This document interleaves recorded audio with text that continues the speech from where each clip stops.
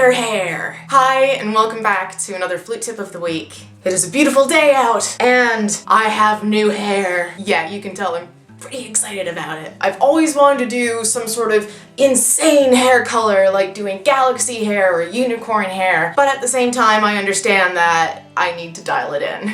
Anyway, this week we're going to be talking about how to overcome difficult techniques or passages in music just by employing the right kind of exercise.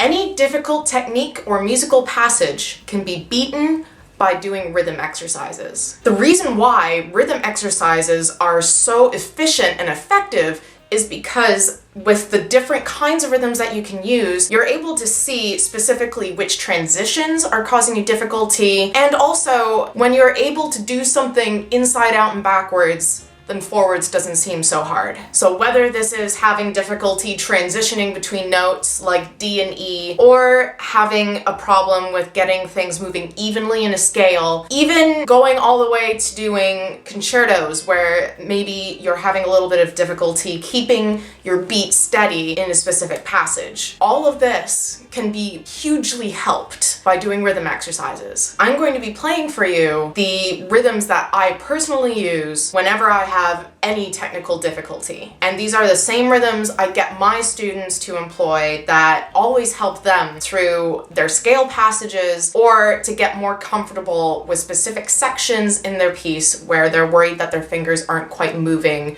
in the right direction. So firstly, I'm going to show you these exercises in the form of just working on a finger transition. One that is commonly difficult for people from the beginner through to late intermediate can be the transition between C and D. And then when you throw having an E in there as well, it makes things a little more interesting. So I'm going to be demonstrating these rhythms by doing C, D, E, backwards and forwards. What's important is to always start at a comfortable tempo. So firstly, starting at 60, getting it 3 times in a row perfectly, then kicking it up by 10 to 70. 3 times in a row perfectly until you get it to a tempo that you are happy with, or until you get it to a tempo where you're not able to get it consistently anymore. Then you go back, play it 3 more times perfectly, and that will be your leaving point for the day. I have said in so many videos past that it is important to do the same thing perfectly in a row multiple times. 1, so that you know it's not a fluke, and 2, if you're able to do it consistently, then not only does your body get used to it, but mentally enforces the fact that you are able to do this and that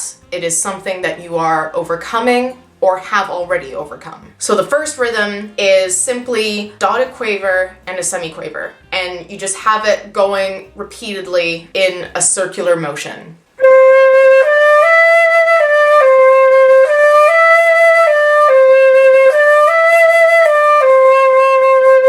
I'm building that up in speed as well. Then for the next rhythm, you reverse it. So it's semiquaver and then dotted quaver.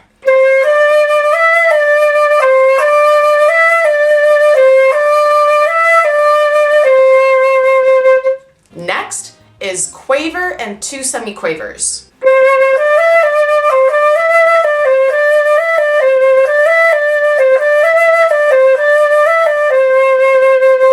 And then, again, reverse it. 2 semiquavers and a quaver.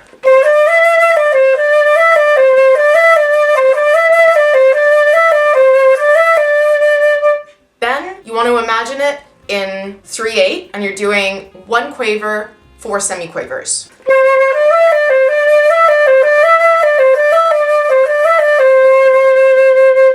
And at this point, you start to develop it by beat so that you alternate which notes you are holding on. So now, instead of doing the quaver and the 4 semiquavers, we're going to do 2 semiquavers, a quaver, and 2 semiquavers.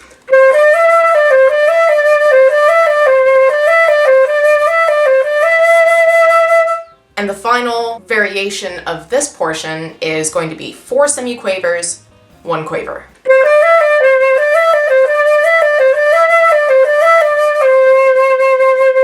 You can also add a few other variations to this. So I'm going to apply this next rhythm to a full scale. I'll just do it over 1 octave so that we can save a little bit of time. So for this, you want to have your passage in groups of 4 semiquavers, and you're going to be alternating which note is held, much like what we were just doing with the 3/8 version of the rhythm exercise. First off, it would be having a quaver and 3 semiquavers, then a semiquaver, a quaver, 2 semiquavers, 2 semiquavers, quaver, semiquaver, and then 3 semiquavers and a quaver. I will demonstrate.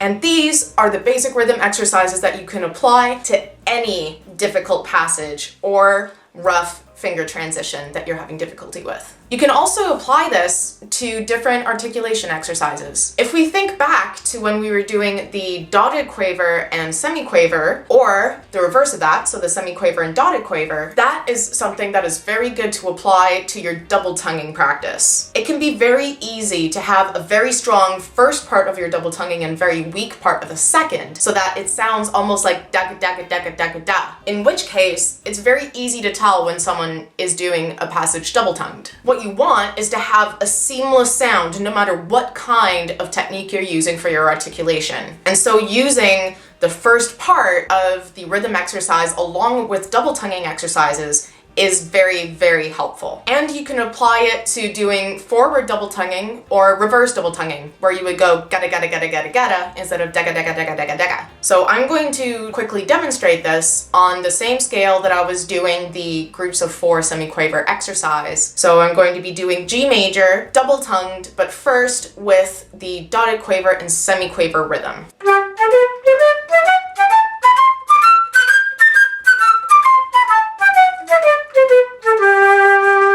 And then you'll also practice it with the semiquaver and dog quaver. So that would be ba-ba, ba-ba, ba-ba, daga, daga, daga.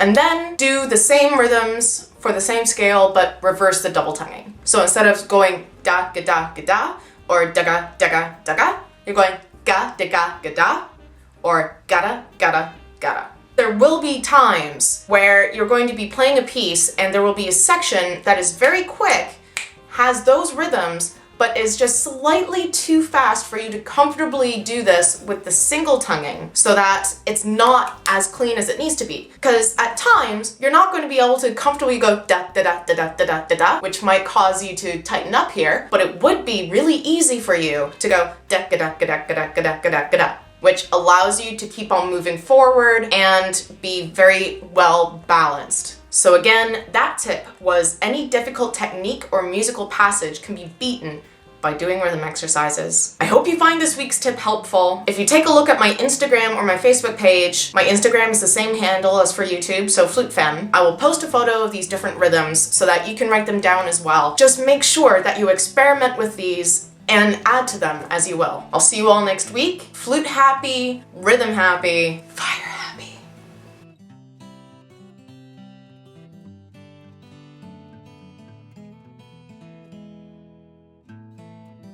Just look at all those colors.